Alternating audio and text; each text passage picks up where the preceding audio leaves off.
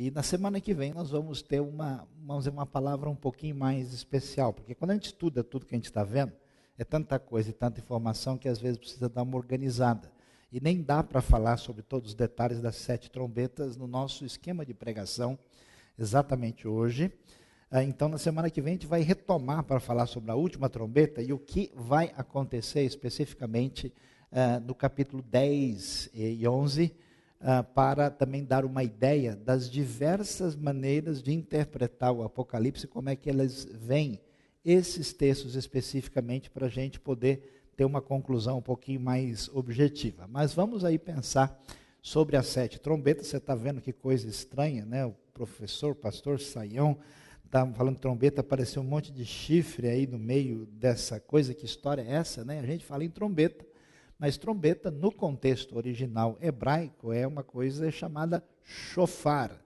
O shofar, que é uma trombeta natural feita de chifre de carneiro, que sempre é usado desde os tempos bíblicos para as grandes convocações daquilo que a gente chama de Moadim, em hebraico, as épocas específicas em que o povo era convocado. Israel surge num ambiente, num contexto onde o tempo e o espaço são entendidos a partir da natureza, né? Essa relação com a natureza é submetida em relação à relação com Deus, e por isso tudo agora é visto debaixo do que a gente chama da relação com o Criador. Então o tempo e o espaço vão ser vistos assim, por isso o calendário hebraico é tão importante e tem um valor especial. Mas vamos lá ver o que acontece. As 7 trombetas, elas são discutidas na sequência. Você viu os 7 selos, depois, agora na sequência vem as 7 trombetas, desde Apocalipse 8, na verdade, indo até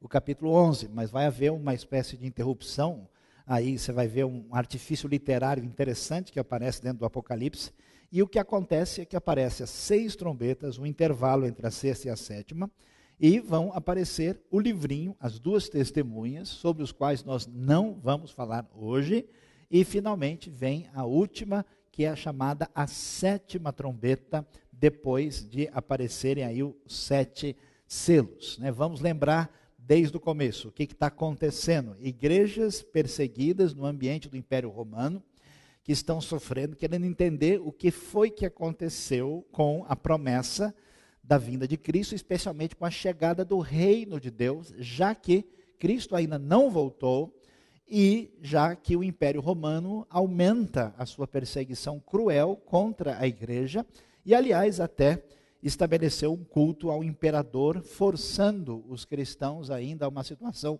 mais difícil do que já tinham. Então, a dúvida surge. Então, nós temos lá, inicialmente, as 7 igrejas da Ásia, como nós mencionamos, igrejas que representam diversos tipos de igreja presentes naquele momento e depois na própria história, inclusive hoje.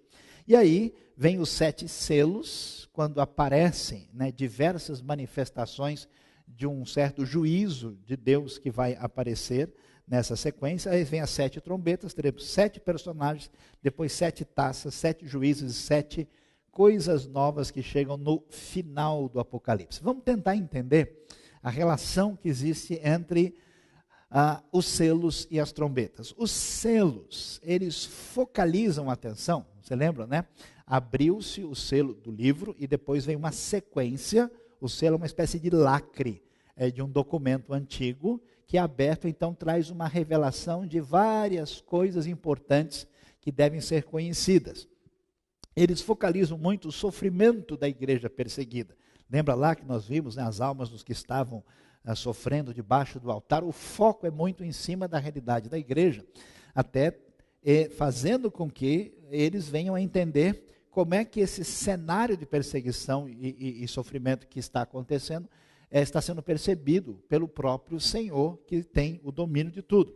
As trombetas, elas vão numa direção um pouquinho diferente. Elas vão falar agora do sofrimento do mundo sem Deus. O julgamento chega, ele vai agora direcionar a atenção para esse mundo sem Deus. O que é que Deus está preparando para essa realidade de perversidade e que existe nesse mundo ímpio que, no caso, está relacionado com o Império Romano e que se desdobra pelas facetas desse Império Romano, que atravessa a história e que chega até a gente, né? Só para a gente ter uma ideia assim, algumas pessoas lendo isso acham, como eu já disse, que tudo que aconteceu, aconteceu só na época de Roma e uma época imediata. Então alguns acham que isso tem a ver com aquela história do momento. Outros tentam jogar esses acontecimentos em várias épocas da história até chegar ao nosso tempo. E outros tentam lançar isso tudo numa tribulação futura que vai acontecer,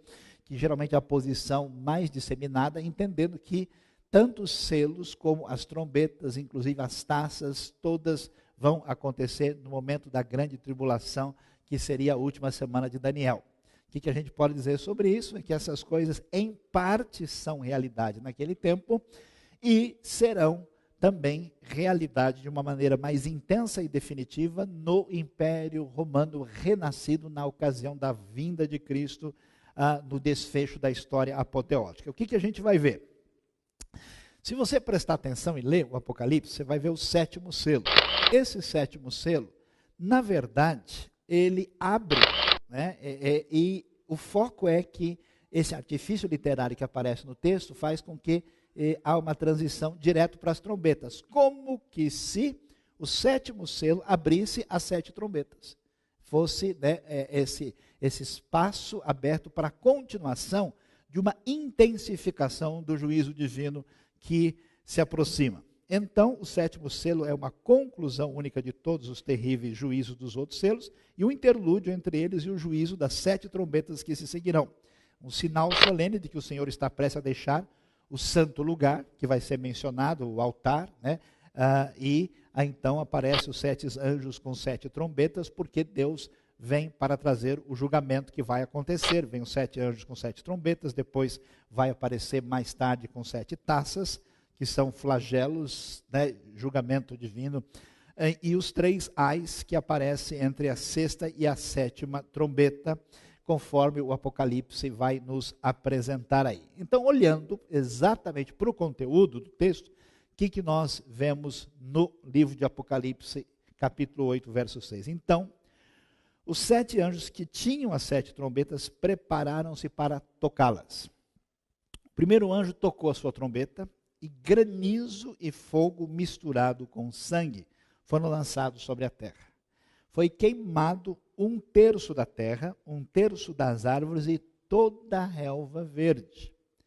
O segundo anjo tocou a sua trombeta e algo como um grande monte em chamas foi lançado ao mar.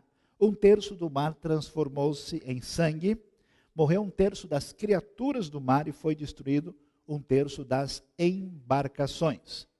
O terceiro anjo tocou a sua trombeta e caiu do céu uma grande estrela queimando como tocha sobre 1/3 dos rios e das fontes de águas. O nome da estrela é Absinto. Tornou-se amargo 1/3 das águas e muitos morreram pela ação das águas que se tornaram amargas. E o quarto anjo tocou a sua trombeta e foi ferido 1/3 do sol, 1/3 da lua e 1/3 das estrelas, de forma que 1/3 deles escureceu. 1/3 do dia ficou sem luz e também 1/3 da noite. Enquanto eu olhava, ouvi uma águia que voava pelo meio do céu e dizia em alta voz: ai, ai dos que habitam na terra por causa do toque das trombetas que está prestes a ser dada pelos 3 outros anjos. Vamos dar uma olhada aqui e falar um pouquinho sobre essas 4 trombetas para depois entrar nas 3 posteriores. Você pode observar que todos os elementos que surgem aqui nas primeiras trombetas que são tocadas envolvem o mundo criado por Deus. Observe a primeira trombeta aí, você vê, né, granizo, fogo misturado com sangue, a terra, as árvores e a relva verde. A gente vai ver na sequência o mar, as criaturas e as embarcações que estão aí. Então, a terra, o mar. Depois nós vemos cair do céu, aquela ideia que nós vamos ver em Mateus 24, Lucas capítulo 21, Marcos 13, que os poderes do céu são abalados, e aí cai essa estrela que vai atingir as águas, não agora do mar, mas aquilo que representa a sobrevivência humana, a partir da água potável, que é uma coisa muito valiosa naquele contexto.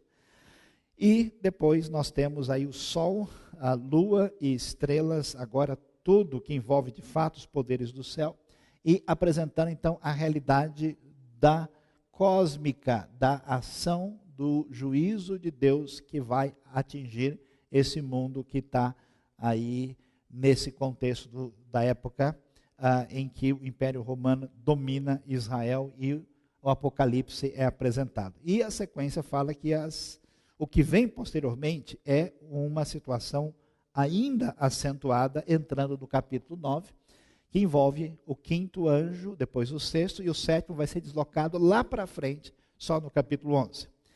E diz o texto que o quinto anjo tocou a sua trombeta e viu uma estrela que havia caído do céu sobre a terra. A estrela foi dada a chave do poço do abismo.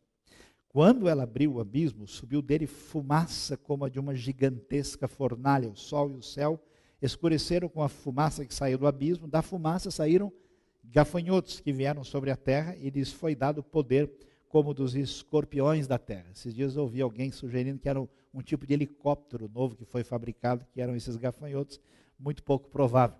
Eles receberam ordens para não causar dano nem à relva da terra, nem a qualquer planta ou árvore, mas apenas aqueles que não tinham o selo de Deus na testa.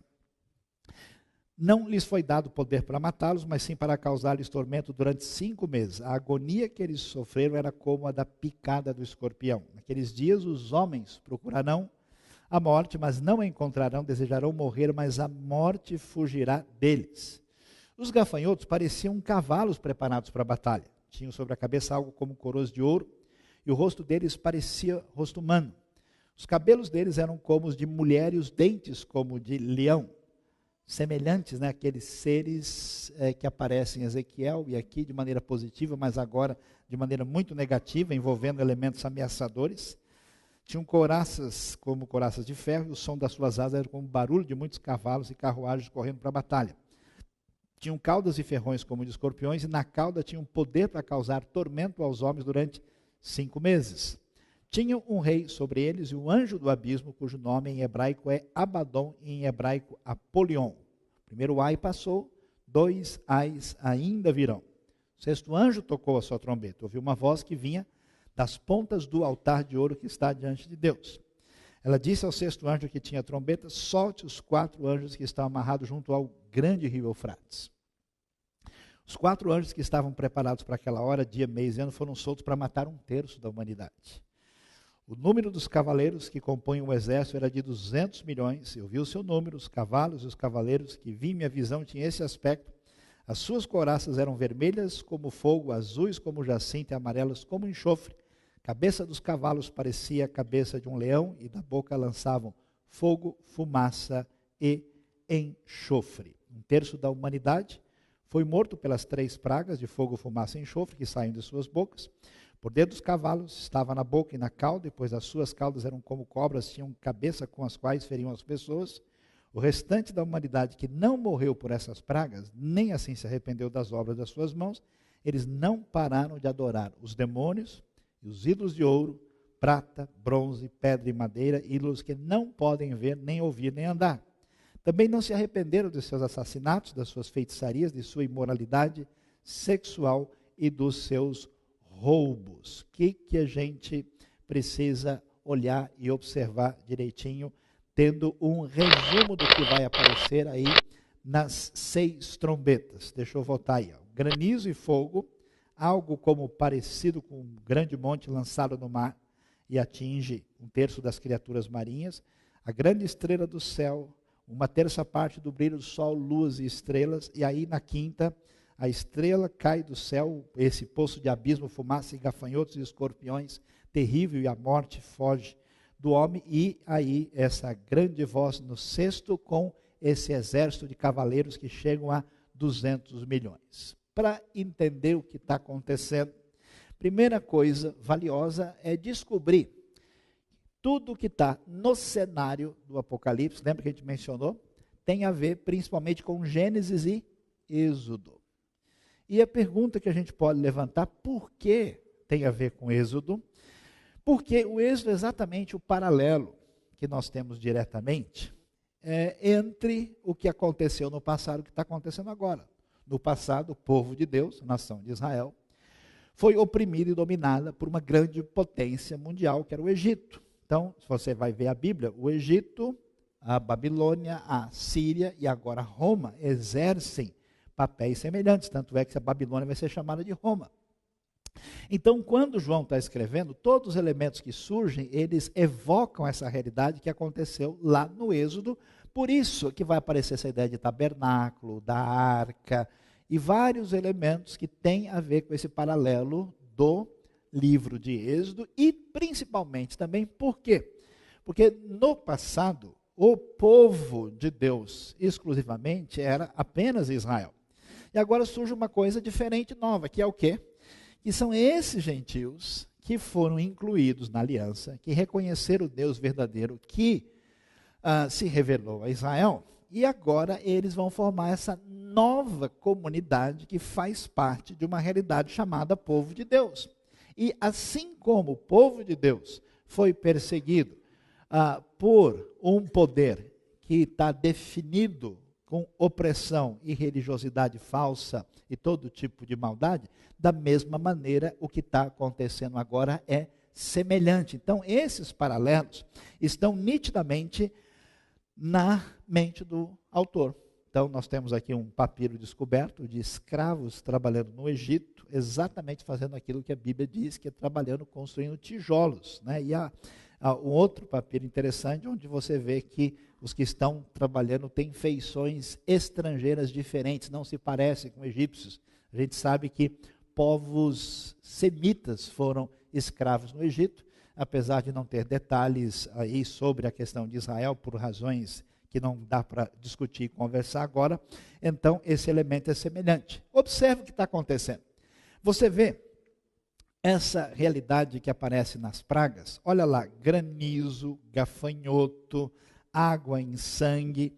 A ideia que tem paralelo aqui, de certa forma, é com as 10 pragas do Egito que aparecem no livro de Êxodo. É até interessante você ver que a estrela absinto, o que ela cai, o que ela faz? Ela faz com que as águas se tornem amargas. O que Deus faz com Israel lá em Êxodo 15? Ele faz com que as águas amargas se tornem doces.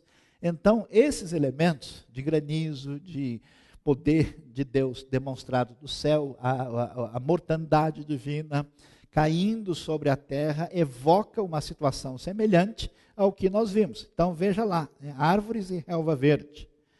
O mar e as suas criaturas, fontes de água tornando-se amargas, isso evoca o que acontece lá. Lembre-se que também no Egito acontece aquela mesma situação em que a praga da escuridão, em que não se tem acesso mais à luz, e aqui também os poderes cósmicos do céu são abalados. Isso é interessante, porque no mundo antigo as pessoas pensam diferente da gente, eles não fizeram aulas de física na escola, que nem a gente, eles entendem que os poderes cósmicos têm poder diretamente sobre a Terra, porque eles mudam o comportamento das pessoas, regulam os ciclos do mundo, e que por trás desses poderes estelares estão espíritos e poderes espirituais que atuam diretamente neles. Então havia uma ligação, por isso que você sabe que Júpiter é o nome de um deus e o nome de um planeta.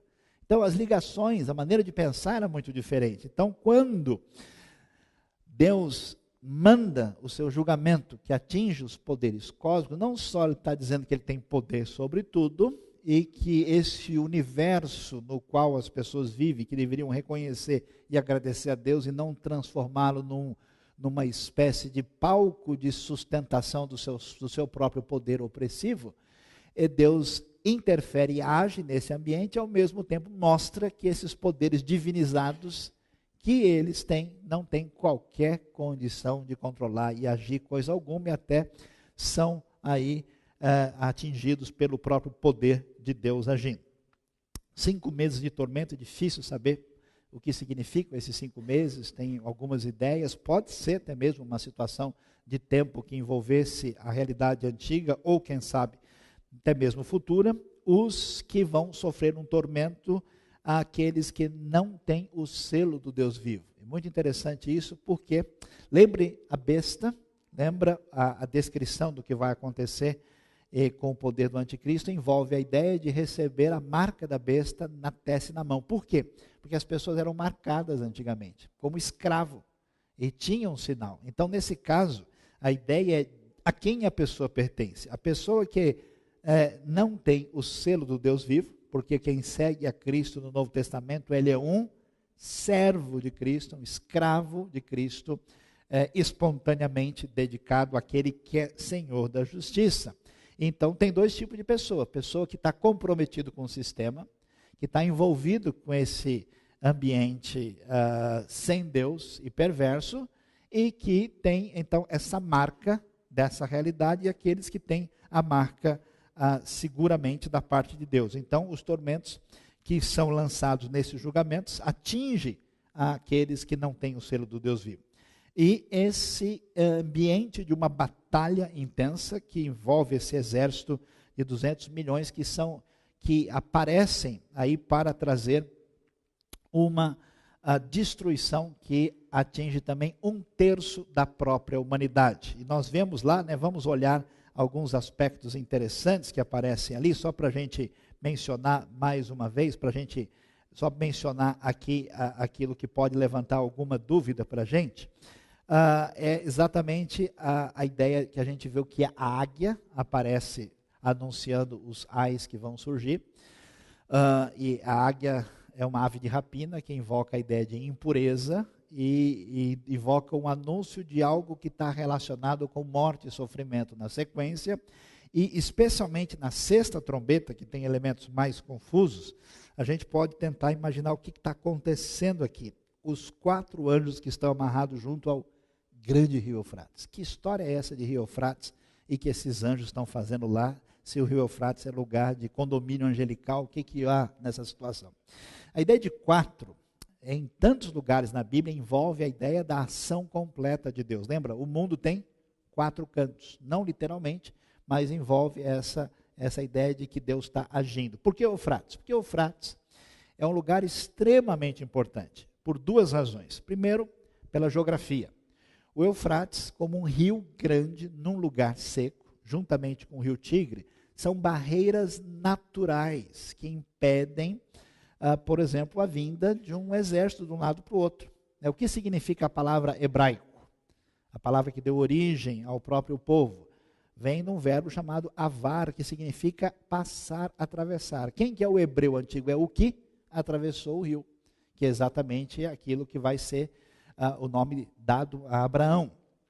Então, Eufrates, que vai ser na batalha seco, para que os exércitos venham, ele é uma referência fundamental do ponto de vista da geografia, e tem mais. O Eufrates é o último ponto norte do grande momento do reino de Israel. 4 vezes, no auge de Israel, no Antigo Testamento, quando chega na fronteira última, a fronteira vai do ribeiro do Egito até o rio Eufrates, que significava o limite máximo da época do reino, no seu apogeu, que era o reino de Davi e o reino de Salomão.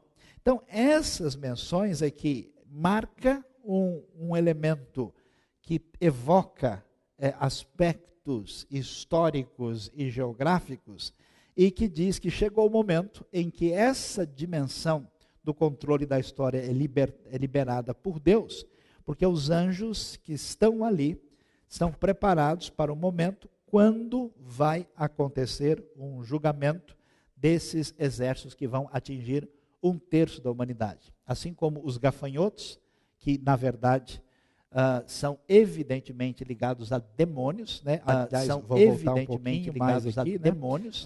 Os gafanhotos que aparecem evidentemente ligados a demônios, estão ligados gafanhotos que aparecem dessa forma, absolutamente foi ligado a gafanhotos que aparecem dessa forma, absolutamente foi ligado a gafanhotos que aparecem dessa forma, absolutamente foi ligado a gafanhotos que aparecem detalhado que descreve a queda de Satanás. O único texto é Lucas 10, 18, e esse texto que fala da estrela que havia caído, e, portanto, veja que o Apocalipse não se prende a um aspecto cronológico específico, porque Satanás, quando caiu, já faz bastante tempo, e o texto está mencionando aqui que ele é a estrela caída, e a partir da fumaça que sobe dessa gigantesca fornalha, os gafanhotos vêm sobre a terra e vão causar esse desastre. São referências claramente de aumento de atuação demoníaca nesse mundo sem Deus. Então, esses elementos são importantes para a gente poder prosseguir e conseguir entender o texto mais adequadamente. A ideia das trombetas não só evoca o que nós lemos lá no livro de Êxodo, mas ela também está associada com Apocalipse capítulo 16. Você que quer acompanhar, quer estudar, observe, por exemplo, que vão aparecer pragas. A primeira praga que aparece em Apocalipse 16 é sobre a terra, a segunda é derramada no mar, a terceira sobre os rios e as fontes de água que vão se tornar em sangue. Lembra da história lá do Nilo? Aqui uma coisa semelhante. A quarta praga vai ser sobre o sol, em Apocalipse 16. A quinta, temos a besta cujo reino se torna em trevas, e os homens aí também sofrem grande dor. E na sexta praga sobre o Eufrates, com 3 espíritos imundos que vão se preparar para a famosa batalha do Armagedon, que vai ser descrita lá. E a sétima, aí nós temos, paralelo à sétima trombeta, que eu não estou querendo falar para vocês ainda, onde nós temos aí o final com o triunfo do reino de Deus, o templo celestial se abre, aparece a Arca da Aliança, e da mesma forma vem a grande voz do templo celestial mostrando esse paralelo. Depois desses 6 momentos de manifestação da trombeta, dos quais os 4 primeiros atingem o cosmo, e os outros 2 têm essa direção para uma atuação mais terrível do juízo de Deus, não sobre os elementos, mas sobre as pessoas mesmo. Nós vamos ter algo que chama atenção, que é a sétima trombeta. O que a gente lê lá? O 7º anjo tocou, desculpa que o slide caminhou aqui, na verdade, quando a gente vai ver que João agora tem uma visão da terra. Entre a sexta e a sétima trombeta há um parênteses, vai aparecer o anjo, o livrinho, um caniço semelhante a uma vara. O anjo anuncia que não vai ter mais demora. João recebe ordem para profetizar, ele come o livrinho e fala-se em 1260 dias. Tudo isso fica num parêntese que a gente vai ver só na semana que vem. E vai direto para a sétima trombeta. Então, da mesma forma como há um intervalo, talvez sugerindo que Deus está aguardando na sua misericórdia para dar prosseguimento no seu juízo intenso, do sexto para o sétimo selo há um intervalo, da sexta para a sétima trombeta também. E aí, chega na sétima trombeta, o que vai acontecer? O anjo toca e ouve fortes vozes nos céus que diziam: o reino do mundo se tornou de nosso Senhor e do seu Cristo, e ele reinará para todo sempre. Os 24 anciãos que apareceram lá no começo do livro, que envolve a ideia dos 12 ligado a Israel, 12 ligado aos apóstolos, então são gentios e judeus redimidos, em seus tronos, diante de Deus, prostraram sobre os seus rostos e adoraram a Deus, dizendo: graças te damos, Senhor Deus Todo-Poderoso, que és e que eras, porque assumiste o teu grande poder e começaste a reinar. Observe que isso é loucura, porque você está onde? No Império Romano, que domina e escraviza os cristãos, e que tem César como rei, como divino. Se um romano pega um negócio desse, ele vai ficar completamente maluco. Aliás, esses dias saiu uma notícia que está nos sites populares dizendo que o cristianismo foi uma invenção de um romano, que criou uma coisa para poder escravizar as pessoas. Quer dizer, só em site popular para sair um negócio desse, porque do ponto de vista da academia, essa ideia é muito estranha, não faz o mínimo sentido, até porque o livro do Apocalipse, como a gente pode ver, é extremamente subversivo do ponto de vista do domínio romano daquela época. Dizer essas coisas que tem um outro senhor quando César está reinando, não é a maneira mais fácil de criar escravos. As nações se iraram e chegou a tua ira. Chegou o tempo de julgares os mortos e de recompensar os teus servos, os profetas, os teus santos, que temem o teu nome, tanto pequenos como grandes, e de destruir os que destroem a terra. Então foi aberto o santuário de Deus nos céus. Olha lá, e ali foi vista o quê? A arca da sua aliança. Olha lá, Êxodo, lembra que Êxodo, desde o capítulo 25 ao 40, é dedicado ao tabernáculo e seus utensílios. E a arca é o maior símbolo da presença de Deus, o elemento mais sagrado que existe. Houve relâmpagos, vozes, trovões, um terremoto e um grande temporal de granizo. E aí nós vamos ver o que isso significa. Nosso grande mestre aí, né, que já veio dos outros encontros nossos, vai nos dizer o que é importante que a gente não pode esquecer. Qual é o sentido? A gente pode gastar dias estudando, fazendo perguntas sobre detalhes desse texto. Mas o que ele está querendo ensinar para a gente? Primeira coisa que chama atenção, o aviso divino. Por que é que aparecem as trombetas? Por que se toca o shofar aqui por meio do anjo? Porque Deus sempre avisa. Trombeta é aviso de que Deus trará juízo. Lá em Joel capítulo 2, verso 1 diz, toquem a trombeta em Sião. Isso significa uma coisa importante, porque apesar de que o Apocalipse está mostrando que o julgamento de Deus vai sendo intensificado, ele está dizendo, ó, Deus não vai pegar ninguém de surpresa. Ele está dizendo para todo mundo, está avisando, o toque da trombeta, que é uma ideia de alerta, é uma ideia para todo mundo ficar esperto e prestar atenção. Né? Às vezes eu penso que algumas coisas que acontecem na vida de certas pessoas são exatamente trombetinhas do Senhor. Sujeito desligado de Cristo, assim, né, que não está nem aí para nada, ele vai assim brincando até que ele recebe um encontrão, de repente o sujeito dá uma parada, ele fala, opa, peraí, o negócio está ficando feio.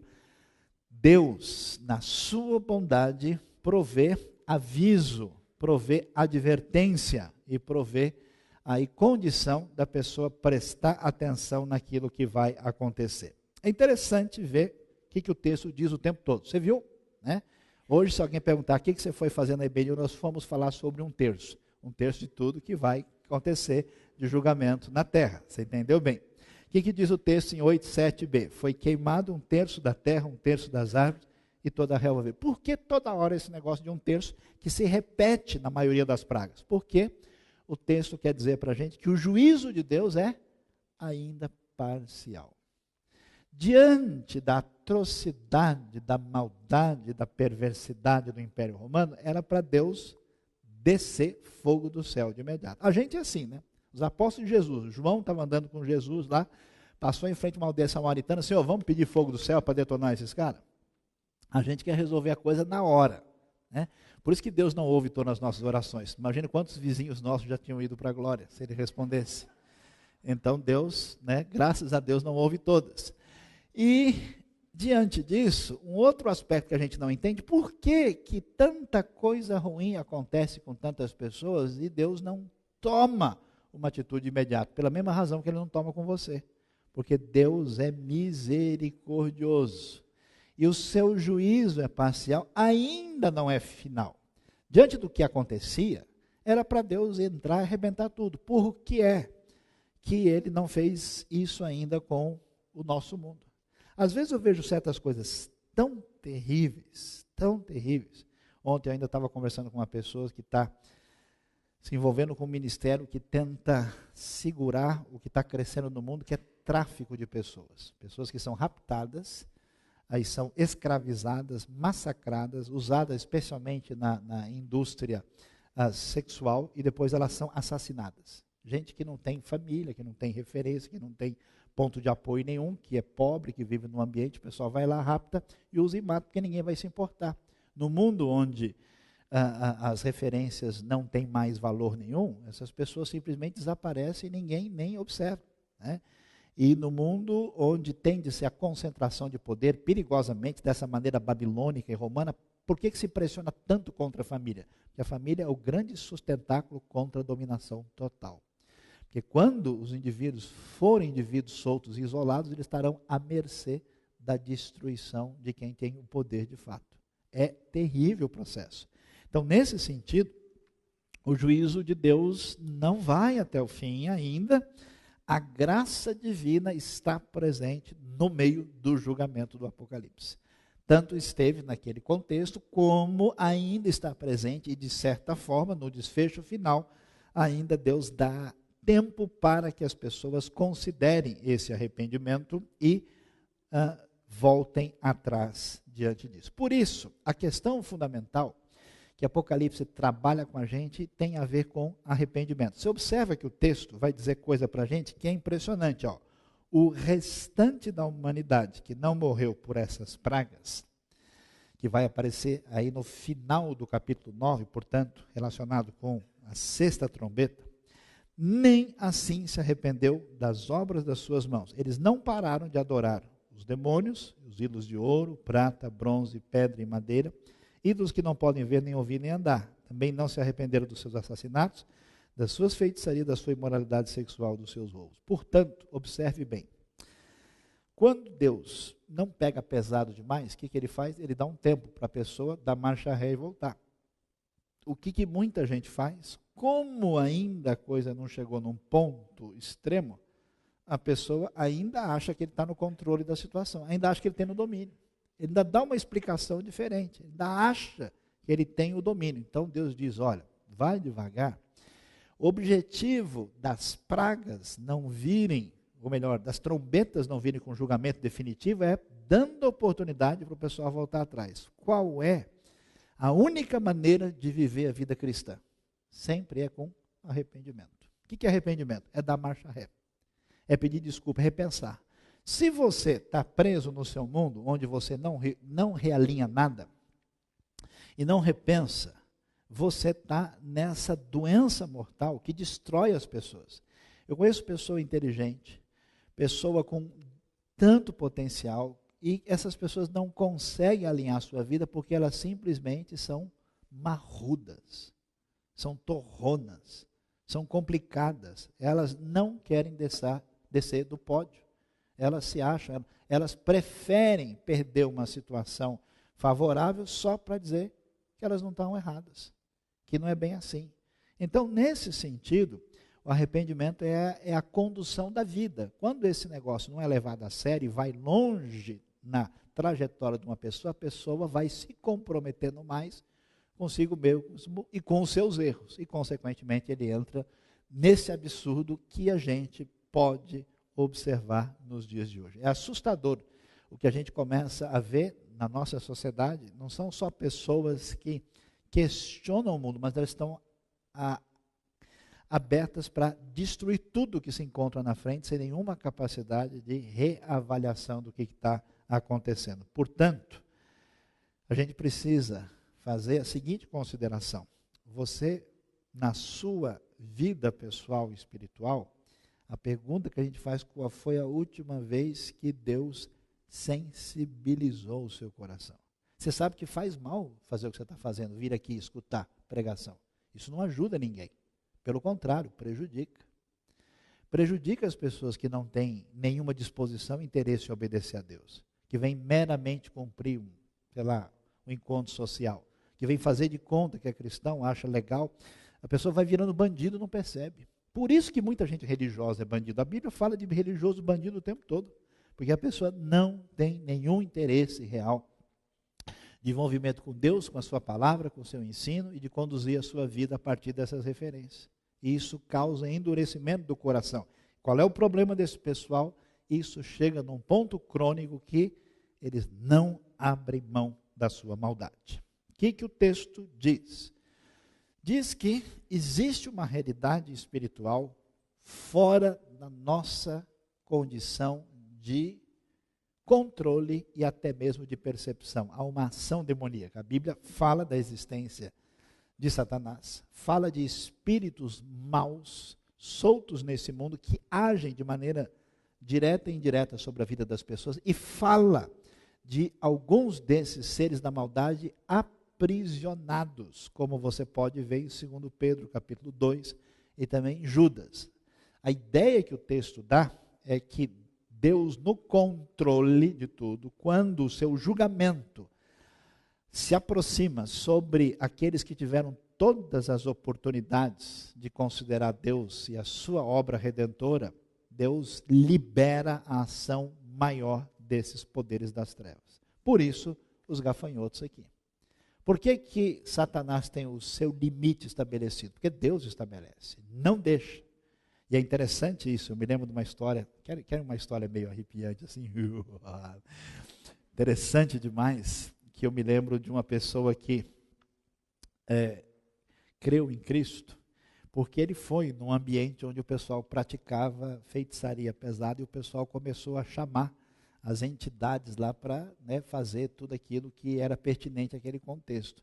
E num determinado momento o indivíduo falou, olha, esse cara aqui está atrapalhando, se ele ficar aqui o bicho não desce hoje. E aí ele ficou assustado por isso, falou, não, porque a luz dele não é daqui, ele tem que ir embora desse lugar. Aí ele foi expulso de lá e ele foi procurar o evangelho e se converteu. Se os crentes dão mole, até os demônios são obrigados a evangelizar. Olha só que coisa impressionante. É absolutamente incrível como Deus tem o domínio e o controle e em certos momentos ele abre espaço. E aí o quinto anjo toca a trombeta e vi uma estrela que havia caído do céu sobre a terra. A estrela foi dada a chave do poço do abismo. Quando ela abriu o abismo, subiu dele fumaça como a de uma gigantesca fornalha. Ou seja, preste atenção, existe uma ação espiritual demoníaca neste mundo. Essa ação age contra o povo de Deus. E preste atenção, porque isso é sério. Toda vez em que eu me vi envolvido em qualquer coisa que tem a ver com o crescimento do reino, você começa a ver o bicho mexer e atuar lá. Começa a ver com impedimentos que você não sabe de onde surge. Situações complicadoras. Gente da própria comunidade cristã começa a falar mal um do outro, brigar, se desentender. Começa a ver certas coisas incompreensíveis. Às vezes, até no próprio espírito da gente se sente como se fosse um ambiente nublado, que envolve uma espécie de luta e de batalha espiritual, e que não se resolve isso a não ser com oração e dependência de Deus. Ninguém tem força a partir de si mesmo por essas. Por isso, é importante entender, quando você for tomar uma decisão, quando você for pensar sobre a sua vida, ou seu compromisso com Deus e com a igreja, pense em que medida a sua vida não pode ser prejudicada por uma interferência maligna. O próprio apóstolo Pedro está lá diante de Jesus, aí Jesus fala do plano de Deus, da cruz. Não, o senhor não vai para isso não, imagina, não vai acontecer nada disso. Jesus vira para Pedro e diz, para trás de mim, Satanás. O apóstolo Pedro permitiu-se ser motivado por uma ação diabólica. Isso não deve trazer misticismo em nós, mas um cuidado e uma dependência de Deus. Depois fica claro que o grande abalo cósmico é referência fundamental das 7 trombetas. As 4 primeiras trombetas atingem o universo físico. E por que isso é tão valioso e importante? Primeiro, porque nós estamos falando de um pessoal que vive num império romano. Esse império romano que domina todo o universo físico e que considera toda a ordem natural como centro da sua estabilidade. E essa ordem natural que supostamente é sustentada por esses poderes que governam tudo e são divinos, aliados ao poder do imperador. Interessante descobrir que o faraó do Egito, ele é o filho do Deus Sol. Eles estão todos associados a esses poderes enormes. O que o texto vai dizer para a gente? Que aquilo que é referência da estabilidade humana, na sua atitude de rebeldia contra Deus, não vai permanecer firme, porque Deus tem o controle sobre tudo. Deus pode mandar terremotos, Deus pode interferir no processo e as coisas não estão debaixo do nosso controle. Impressionante como alguns acidentes que têm acontecido no mundo, chamados desastres naturais, deveriam fazer as pessoas ficarem espertas e temerem mais a Deus. Por exemplo, o famoso tsunami que atingiu a Indonésia, entre tantas coisas, ele destruiu uma área, um dos maiores centros de prostituição infantil do mundo, que a notícia não diz para ninguém. Aquela área foi arrebentada e aquele ambiente foi duramente atingido. E é impressionante ver uma cantora islâmica aparecer na TV da Indonésia cantando, ó Deus, com certeza o Senhor está chateado e aborrecido conosco. Enquanto muita gente aqui não só observa isso, como entende que isso envolve algum tipo de injustiça indiscriminada da parte de Deus. Deus não tinha o que fazer, foi lá e deixou a coisa acontecer. Essas pessoas não sabem quem Deus é, nem têm temor de Deus. Deus tem o do poder do universo na sua mão. A nossa vida não é nada, não temos poder nenhum.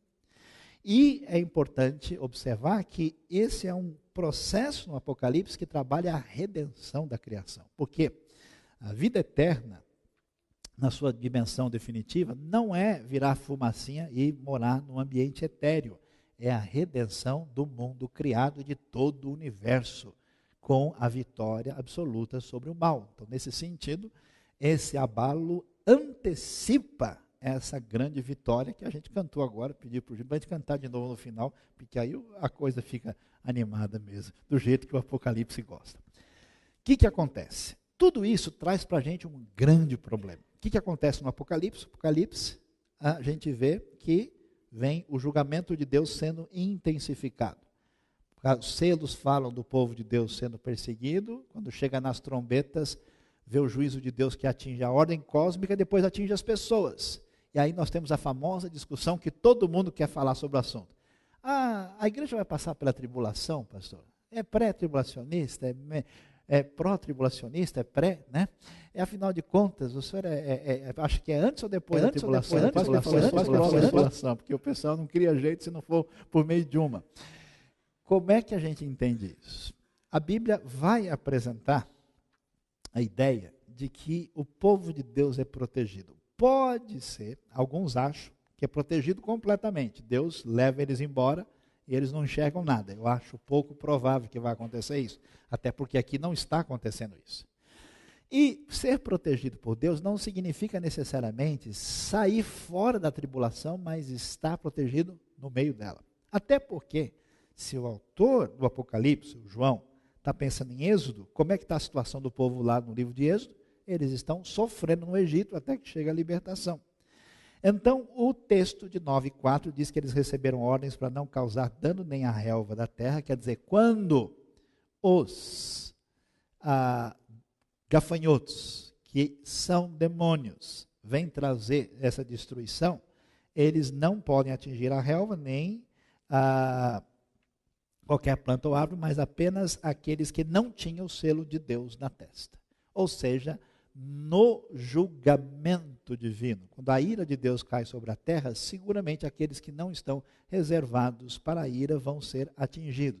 Por qualquer que seja a situação, o julgamento, nesse sentido, não atinge aqueles que de fato pertencem a Deus, conforme o texto do Apocalipse nos diz. Por que isso é tão importante? Para a gente desenvolver temor na nossa alma. Como dizia Pascal, olha, você não acredita em Deus? Beleza, pode ser que ele não exista. Se ele não existir, você está feito. Se ele existir, aí você tem que pensar direito. Porque se eu acredito ou não acredito, ele não existe, não vai fazer diferença. Mas vai que ele existe, o negócio vai ficar feio para o seu lado.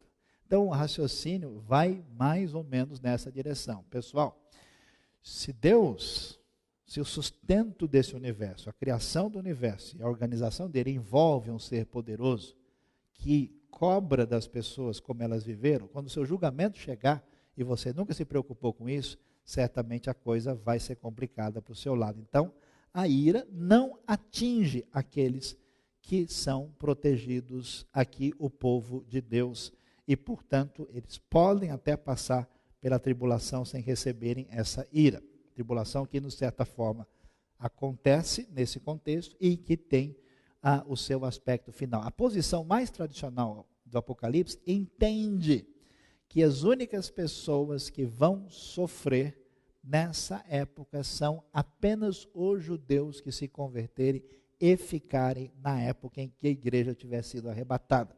É pouco improvável, na minha opinião, isso vai envolver judeus e gentios sofrendo a perseguição daquilo que vai ser o anticristo. E, finalmente, nós vamos ver o anúncio da sétima trombeta, que vai dar essa frase absolutamente gloriosa, vitoriosa e de confrontação com o poderio romano, que é: o reino do mundo se tornou de nosso Senhor e do seu Cristo, e ele reinará para todo sempre. O Roma e Egito têm o seu fim. Não tem jeito. O Egito já teve. Qual é a história? Os exércitos do faraó ficaram no fundo do mar. O poderio de Roma também irá para longe. Aquele poderio que aparece na nossa Roma renascida também não vai permanecer. e o reino do Senhor será vencedor. Então, que Deus nos abençoe enquanto a gente aguarda a 7ª trombeta. Semana que vem, nós vamos aguardar para ouvir sobre ela, e a gente aguarda ela definitiva mais para frente, quando Deus, de fato, resolver intervir de maneira definitiva na história. Deus abençoe o nosso coração. Amém.